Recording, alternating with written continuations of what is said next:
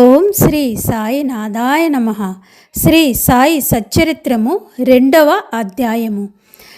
ఈ గ్రంథ రచనకు ముఖ్య కారణము గ్రంథ రచనకు పూనుకొనుటకు అసమర్థత, బాబా అభయము, వాడలో తీవ్ర వాదన, హేమడ్ పంత్ అను బిరుదుకు మూల కారణము గురువు యొక్క ఆవశ్యకత. ఈ గ్రంథ రచనకు ముఖ్య కారణం మొదటి అధ్యాయంలో గోధుమలు విసిరి ఆ పిండిని ఊరి బయట చల్లి కలరా జాడ్యమును తరిమివేసిన బాబా వింత చర్యను వర్ణించి తిని. ఇదేగాక శ్రీ సాయి యొక్క ఇతర మహిమలు విని సంతోషించి తిని. ఆ సంతోషమే నన్ని గ్రంథం రాయుటకు ప్రోత్సహించినది. అదేగాక బాబాగారి వింత లీలలు, చర్యలు మనసు నాకు ఆనందం కలిగజేసెను. అవి భక్తులకు బోధనలుగా ఉపకరించును, తుదకు పాపాలు పోగొట్టును కదా అని భావించి బాబా యొక్క పవిత్ర జీవితమును, వారి బోధనలు వ్రాయి మొదలుపెడితిని. యోగీశ్వరుని జీవిత చరిత్ర తర్కమును న్యాయమును కాదు, అది మనకు సత్యమును, ఆధ్యాత్మికమైన మార్గమును చూపును. గ్రంథ రచనకు పూనుకొనుటకు అసమర్థత, బాబా అభయము. శ్రీ సాయి సచ్చరిత్ర అను గ్రంథ రచనకు తగిన సమర్థత గల వాడని కాను అని హేమడ్ పంత్ భయపడెను. అతడిట్లు అనుకొనెను, నా యొక్క స్నేహితుని జీవిత చరిత్రయే నాకు తెలియదు, నా మనసే నాకు గోచరం కాకున్నది. ఇలాంటి స్థితిలో ఒక యోగీశ్వరుని జీవిత చరిత్రను నేనెట్లా రాయగలను? అవతార పురుషుల లక్షణం నేనెట్లు వర్ణించగలను? వేదములే వారిని పొగడలేవే. తాను యోగి అయిన గాని మరొక యోగి జీవిత చరిత్రము గ్రహింపజాలడు. అలాంటిది వారి మహిమలను నేనెట్లు కీర్తించగలను?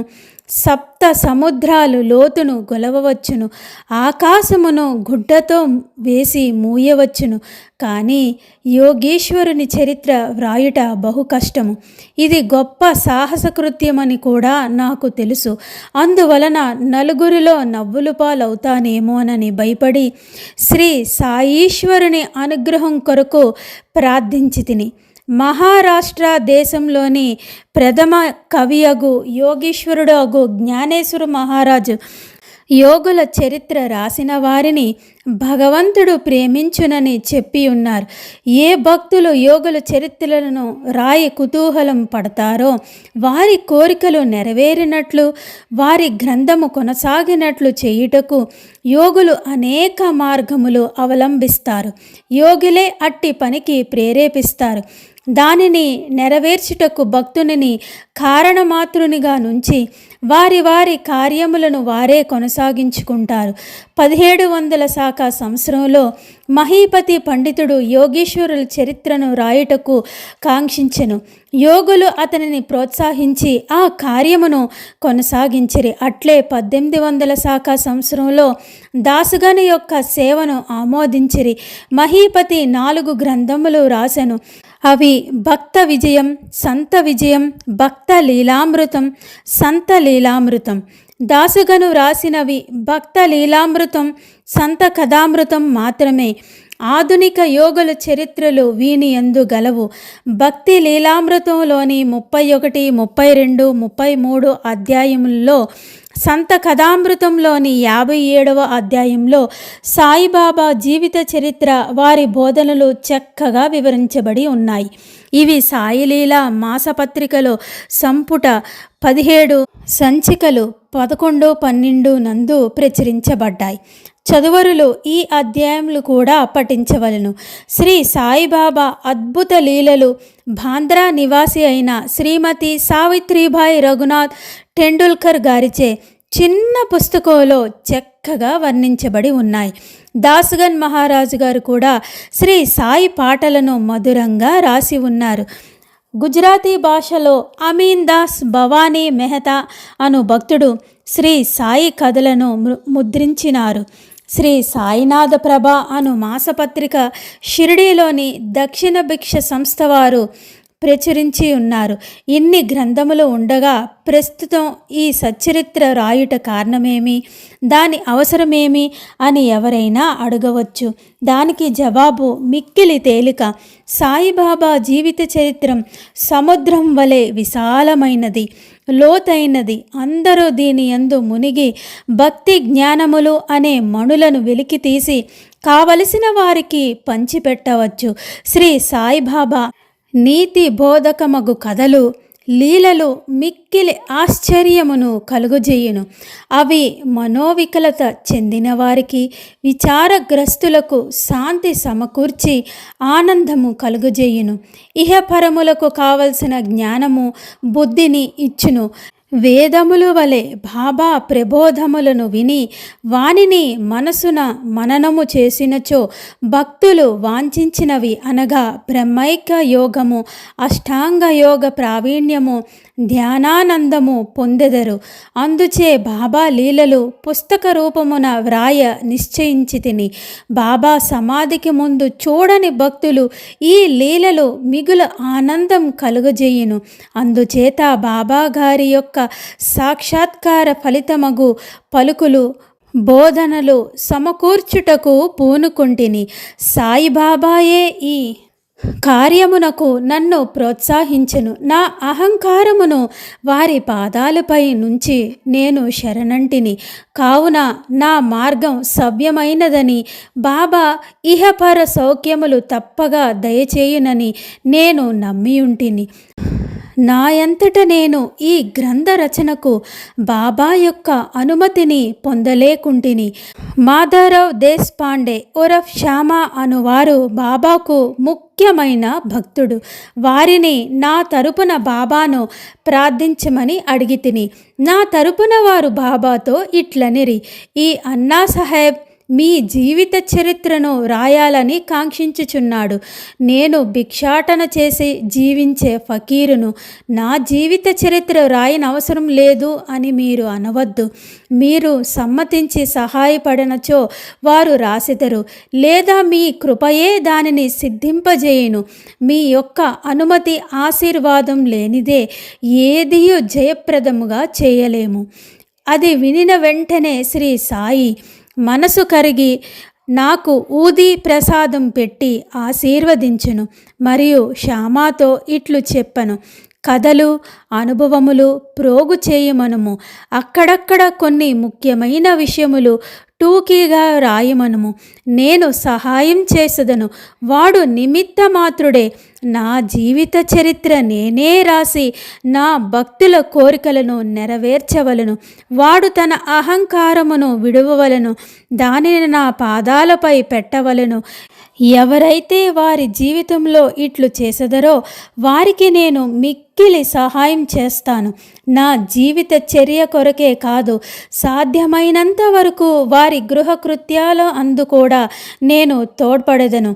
వాని అహంకారం పూర్తిగా పడిపోయిన పిమ్మట, అది మచ్చుకకు కూడా లేనప్పుడు నేనే వాని మనసులో ప్రవేశించి నా చరిత్రను నేనే వ్రాసుకుందును. నా కథలు, బోధనలు విన్న భక్తులకు భక్తి విశ్వాసములు కుదురును. వారు ఆత్మ సాక్షాత్కారమును, బ్రహ్మానందమును పొందెదరు. నీకు తోచిన దానిని నీవు నిర్ధారణ చేయుటకు ప్రయత్నించకు. ఇతరుల అభిప్రాయం కొట్టివేయుటకు ప్రయత్నించకు. ఏ విషయమైనా కీడు మేలు ఎంచు వివాదం కూడదు. వివాదం అనగానే నన్ను హేమడ్ పంత్ అని పిలుచుటకు కారణమేమో మీకు చెప్పెదను. వాగ్దానం జ్ఞాప్తికి వచ్చినది. ఇప్పుడు దానినే మీకు చెప్పబోచున్నాను. కాకాసాహెబ్ దీక్షిత్, నానాసాహెబ్ చందోర్కర్తో నేను ఎక్కువ స్నేహంతో ఉంటిని. వారు నన్ను షిరిడీకి పోయి బాబా దర్శనం చేయమని బలవంతం చేసిరి. అట్లే చేసేదనని వారికి నేను వాగ్దానం చేసి తిని. ఈ మధ్యలో ఏదో జరిగినది. అది నా షిరిడీ ప్రయాణానికి అడ్డుపడింది. లోనావాలాలోని ఉన్న నా స్నేహితుడి కొడుకు జబ్బుపడెను. నా స్నేహితుడు మందులు, మాత్రలు, మంత్రములు అన్నీ ఉపయోగించెను, కానీ నిష్ప్రయోజనం అయ్యను. జబ్బు తగ్గలేదు. చివరికి వాని గురువుని పిలిపించుకొని ప్రక్కన కూర్చోబెట్టుకొనెను. కానీ ప్రయోజనం లేదు. ఈ సంగతి విని నా స్నేహితుని కుమారుడిని రక్షించలేనట్టి గురువు ఉండి యొక్క ప్రయోజనమేమి? గురువు మనకు ఏమీ సహాయం చేయలేనప్పుడు నేను షిరిడి ఏలపోవలను అని భావించి తిని షిరిడి ప్రయాణమును మానుకుంటిని. కానీ కాకున్నది కాకమానదు. అది ఈ క్రింద విధముగా జరిగెను. నానాసాహెబ్ చందోర్కర్ ప్రాంతీయ రెవెన్యూ అధికారి. ఉద్యోగరీత్యా ఒకనాడు ఆయన వసాయికి పర్యటనకై పోవుచుండెను. టానా నుండి దాదార్కు వచ్చి అక్కడ వసాయికి పోవు బండి కొరకు కనిపెట్టుకొని ఉండెను. ఈలోగా బాంద్రా లోకల్ బండి వచ్చెను. దానిలో కూర్చొని బాంద్రాకి వచ్చి నన్ను పిలిపించి షిరిడీ ప్రయాణం వాయిదా వేసినందుకు నాపై కోపగించుకొనెను. నానా చెప్పినది సంతోషముగా సమ్మతముగా ఉండెను. అందుచే నేను ఆ రాత్రే షిరిడీకి పోవ నిశ్చయించుకుంటుని సామానులు కట్టుకొని షిరిడీకి బయలుదేరితిని. బాంద్రా నుండి దాదారు వెళ్ళి అచట మన్మాడు రైలు ఎక్కాలని అనుకుంటుని. అటులనే దాదారు టికెట్ కొని రైలు రాగానే ఎక్కి కూర్చుంటిని. బండి ఇంకా బయలుదేరుననగా మహమ్మదీయుడు ఒకరు నేను కూర్చున్న పెట్టెలోనికి వచ్చి హడావిడిగా వచ్చి నా సరంజామానంతయు చూసి ఎక్కడికి పోవుచుంటివని నన్ను ప్రశ్నించెను. నా ఆలోచన వారికి చెప్పి తిని వెంటనే అతడు దాదార్ స్టేషన్లో దిగవద్దని, ఎందుకంటే మన్మాడు మైలు దాదార్లో ఆగదని, అదే రైల్లో ఇంకను ముందుకు పోయి బోరీబందర్ స్టేషన్లో దిగమని నాకు సలహా ఇచ్చెను. ఈ చిన్న లీలయే జరగకపోతే నేను అనుకున్న ప్రకారం ఆ మరుసటి రోజు ఉదయం షిరిడీకి చేరలేకపోయేవాడిని. అనేక సందేహాలు కూడా నాకు కలిగి ఉండేది. కానీ నా అదృష్టవశాత్తు అది అలా జరగలేదు. మరుసటి దినం సుమారు 9-10 గంటలలోగా నేను షిరిడీకి చేరుకుంటుని. షిరిడీలో నా కొరకు కాకాసాహెబ్ దీక్షిత్ కనిపెట్టుకొని ఉండెను. ఇది 1910 ప్రాంతంలో జరిగినది. అప్పటికి సాటేవాడ ఒక్కటే అప్పుడు వచ్చే భక్తుల కొరకు నిర్మించబడి ఉండెను. టాంగా దిగిన బాబాను దర్శించవలనని నాకు ఆతృత కలిగాను. అంతలో అప్పుడే మసీదు నుండి వచ్చుచున్న తాత్యాసాహెబ్ నుల్కర్ బాబా వాడ చివర ఉన్నారని, మొట్టమొదట ధూళీ దర్శనం చేసుకోమని నాకు సలహా ఇచ్చెను. స్నానాంతరం ఓపికగా మరలా చూడవచ్చును అని అనెను. అది వినిన తోడనే నేను పోయి బాబా పాదాలకు సాష్టాంగ నమస్కారం చేసి తిని నాలో ఆనందం పొంగి పొరిలినది. నానాసాహెబ్ చందోర్కర్ చెప్పిన దానికి ఎన్నో రెట్లు ఎక్కువ అనుభవమైనది. నా సర్వేంద్రియాలు తృప్తి చెందినవి. ఆకలి దప్పికలు మరిచిపోయి తిని మనసు సంతుష్టి కలిగెను. బాబా పాదాలు పట్టిన వెంటనే నా జీవితంలో గొప్ప మార్పు కలిగెను.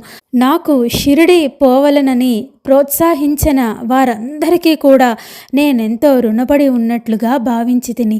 వారే నాకు నిజమైన స్నేహితులుగా భావించి తిని. వారు రుణం నేను తీర్చుకోలేను.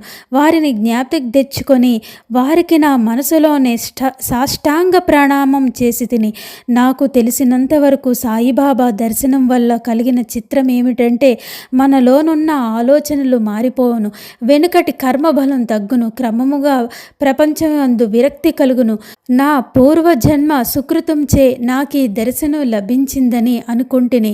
సాయిబాబాను చూచినంత మాత్రమునే ఈ ప్రపంచమంతయు సాయిబాబా రూపం వహించును. వాడలో తీవ్ర వాగ్విధానము. నేను షిరిడి చేరిన మొదటే దినమునే నాకు బాలాసాహెబ్ బాటేకు గురువు యొక్క ఆవశ్యకత గురించి గొప్ప వాదన జరిగెను.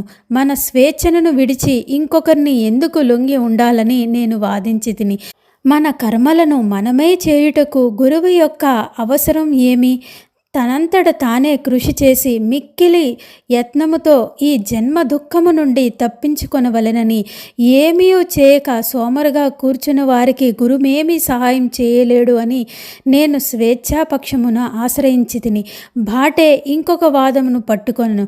ప్రారబ్ధం తరపున వాదించెను. కాకున్నది కాకమానదు. మహనీయులు కూడా ఈ విషయంలో ఓడిపోయితిరి. మనుజుడు ఒకటి తలిస్తే భగవంతుడు వేరొకటి తలంచును.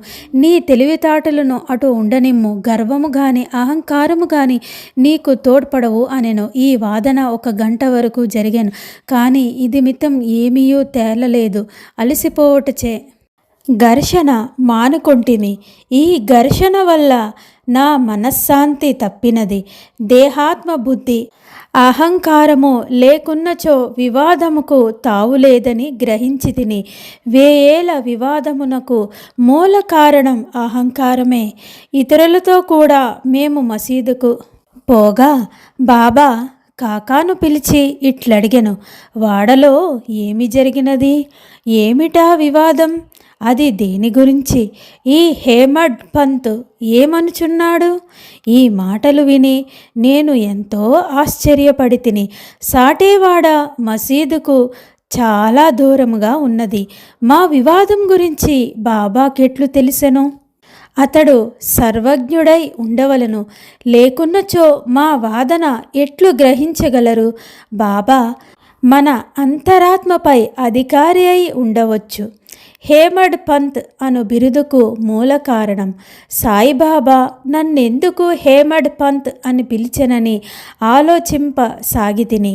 ఇది హేమాద్రి పంత్ అను నామమునకు రూపాంతరము. దేవగిరికి చెందిన యాదవ వంశ రాజులకు హేమాద్రి పంతు ప్రథమాన్యుడు. అతడు గొప్ప పండితుడు, మంచి స్వభావం కలవాడు, చతుర్వర్గ చింతామణి, రాజప్రశస్తి అను గొప్ప గ్రంథములను రచించినవాడు. మోడీ భాషను ఒక నూతన గణిత విధానమును కనిపెట్టినవాడు. ఇక నేనా వానికి వ్యతిరేక బుద్ధి గలవాడను, మేధాశక్తి అంతగా లేనివాడను.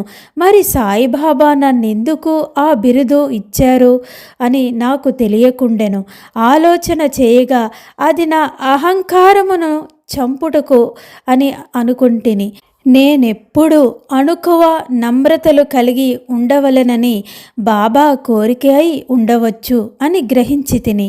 అంతకుముందు వాడలో జరిగిన చర్చలో నేను చూపిన తెలివితేటలకు బాబా ఈ రీతిగా అభినందించి ఉండవచ్చని అనుకుంటుని. భవిష్యత్ చరిత్రను బట్టి చూడగా బాబా పలుకులకు గొప్ప ప్రాముఖ్యము కలదనియు భవిష్యత్తు అంతా తెలిసియే బాబా ఇట్లనెను భావించవచ్చును. ఎలా అనగా హేమడ్ పంత్ శ్రీ సాయిబాబా సంస్థానమును చక్కని చాకచక్యముతో నడిపెను. సంస్థానము యొక్క లెక్కలను బాగుగా ఉంచెను.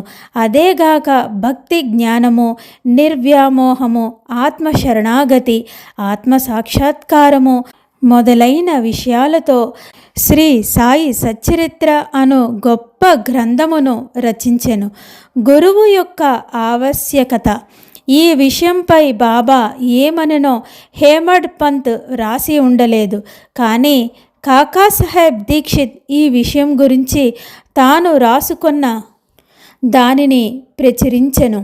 హేమడ్ పంత్ బాబాను కలిసిన రెండవ దినమే కాకాసాహెబ్ దీక్షిత్ బాబా వద్దకు వచ్చి షిరిడీ నుండి వెళ్ళవచ్చా అని అడిగాను. బాబా అట్లే అని జవాబిచ్చాను. ఎక్కడకు అని ఎవరో అడగగా చాలా పైకి అని బాబా చెప్పాను. మార్గమేది అని దీక్షిత్ అడిగాను.